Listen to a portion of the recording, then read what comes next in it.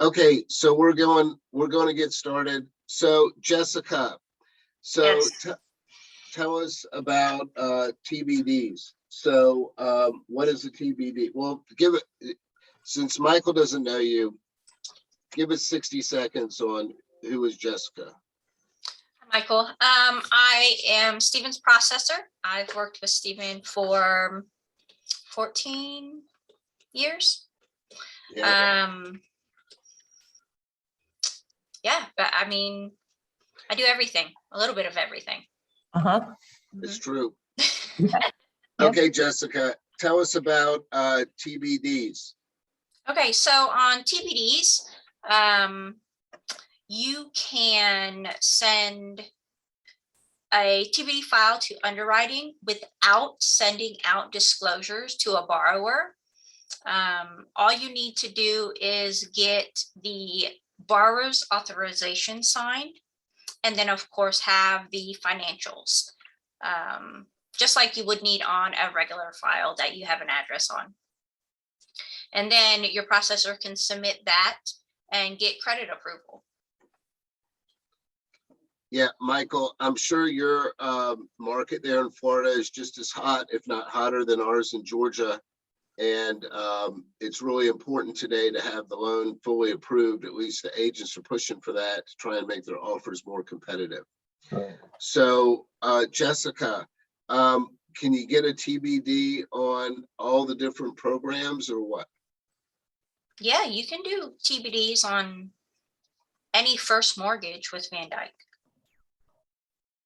You can't do second mortgage TBDs because most second mortgage companies won't underwrite a TBD, but Van Dyke will. Okay, cool. And let's see. I had some questions. So you said what we need from the borrower. You said we need their financials. They don't need the e-sign. And let's see. They just need to sign the borrower's authorization. You do not need to send out a whole package. Okay. And what about the non-QM loans? Michael, you do any of those bank statement, whatever? I'm trying to do one with New Res right now. So I've got, they're supposed to give me the income calc today. We actually had a guy who was TBD using tax returns, self-employed, and he decided, he wanted more purchasing power. And I said, okay, let's try a bank statement loan and see what we can get. And from looking at, we did the 12 months, from looking at all of his statements, it looks like, he should get around about 12,000 after they take away the 50% for, expenses and all that. So, which is better compared to I think it was like $4,000 he was getting off of his tax returns. So that gave him, that's going to give him definitely more purchasing power and everything. He was qualified really good, had a good credit score and everything. He just wanted more, home basically. Sure. So so New Res will do a TBD on a bank statement product.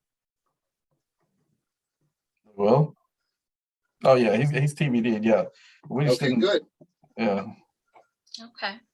So obviously the files aren't locked, and so what happens when the contract finally comes in? So once you get that contract, you as a loan officer need to update the file in Encompass based on the information on the contract. Of course, update loan amount, sales price, all that stuff. Make sure the loan works, run DU, LP. And then you need to let your processor know that it's ready, and she'll go in and click this TBD workflow ready for processing button. That way that'll kind of lock you out as the loan officer so she can do her job. Okay. So then if we're locked out, what happens when we have to make changes? Stuff happens and they may change the, add a credit for the repairs or, well, there's some things that the processor can change. But if there's a loan program change or something significant like that, she can uncheck that button and allow you to make that change, and then check the button again and you can't do anything else. Okay. Or you can also ask the underwriter to make that change. The underwriter has full access to do that as well. It's like being in prison where they give you like 1 hour to go exercise and then you're locked back up, right? So, okay, no, that's good to know. That's good to know. And right now we're doing a lot of TBDs. 2 or 3 years ago, I didn't do hardly any. But now they want that commitment from the underwriter. And, then the onus is on us because the agents are next going to ask you if they can waive the financing contingency. What do you feel about that, Lauren? So I'm a little confused on what the financing contingency is because I get it Okay. confused with the appraisal contingency. Okay. And so what is the financing contingency specifically? So all the contingencies in the contract are to protect the buyer's earnest money.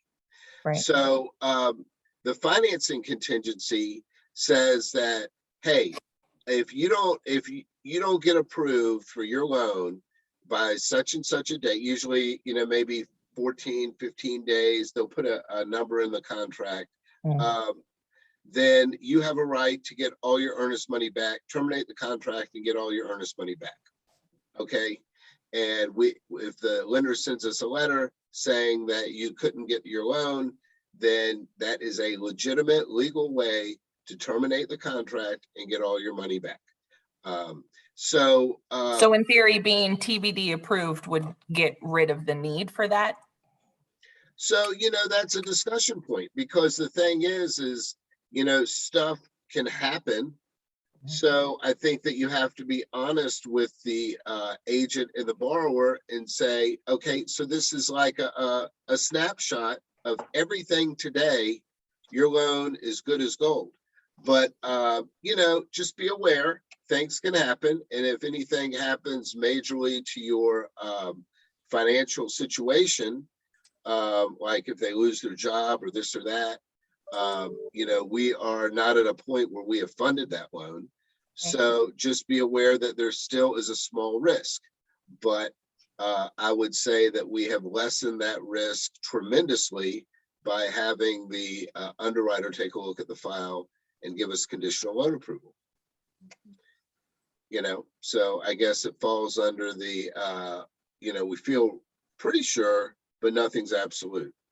One of those things that you can give the client as much information as possible and then tell them that ultimately that decision is up to them. Correct. Yeah. Most likely, if they want to get their offer accepted, they're going to have to waive that contingency. They risk their earnest money. I mean, you're not going to ruin their life. We're not going to do anything, but their life is not going to be ruined if something happens, but certainly they don't want to lose their earnest money. So the appraisal contingency is kind of the same idea. They put a number of days for us to get the appraisal. And then the borrower has an opportunity at that point, if the appraisal comes in below the sales price, to legally terminate the contract and get all their earnest money back. Of course, there's several other remedies. They can negotiate the price with the seller. They can simply pay the difference out of pocket. Or if they're putting a larger down payment, then it just simply changes the LTV and they go on with their day. So there are other remedies, but that is another, I guess, consumer benefit and safety valve for the buyer. Of course, the sellers don't like any of that. They want the contracts without any contingency because they want to know that once they sign on the dotted line, that they have a done deal and they can go on with their life, whatever it is, moving, buying a new place, whatever. So right now in a seller's market, the sellers are making all the rules. So I have a customer coming in from Washington State, and they're trying to sell a home there, and their market's good, just like ours, and then buy a new home in Atlanta. And they're worried about timing it because it's a VA deal. They need to get their eligibility back and close before they close on the new home. They also need the equity. So I said, listen, you have got to negotiate all the flexibility on your sale, because on the purchase, you're not going to get any flexibility. So they've got to when they sell the home, they can dictate, hey, we have the option to rent for an additional 30 days at, I don't know, $3,000 or maybe nothing, whatever they negotiate. But I mean, they'll negotiate a flexible closing date on their end so that they can come here, and when they find a home, they can close quickly or go with a date that the seller wants. So it's really tough when you are buying your first home and you don't get to be the bully. You only get to be the, I guess, the kid that gets beat up on when you're buying the home. Anyway, what else we got? Jessica, anything else you want to talk about? Any kind of screw ups you see us loan officers make? No, I did want to mention that Van Dyke does offer the lock and shop policy for TBD loans. We used one with Nitty, and I think it's a 90-day lock, and her borrower was able to find a home and close within that lock period. So they got a really good rate before everything, shot up. Okay, that's a great idea. So let me ask you that, on the 90 days, is it just identify the property, or they have to find it and close within 90 days?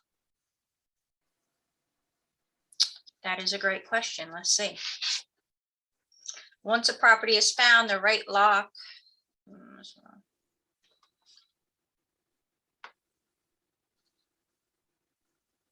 It doesn't say, but I'll have to look into that. I'm pretty sure it has to be under contract and close within. Probably so. So yeah, so it's for people that are really serious. The thing is, if they Yes. do a lock and shop, then that does let you know that they're serious about buying a home. Mhm.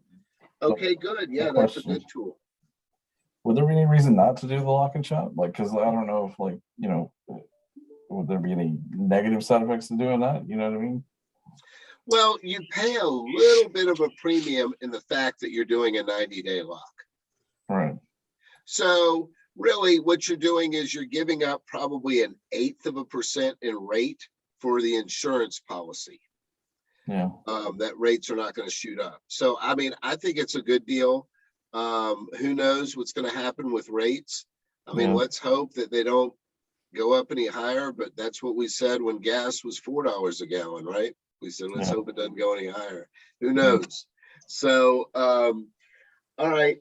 Anything that's a good point, Jessica. Anything else, or any mistakes you see loan officers make we need to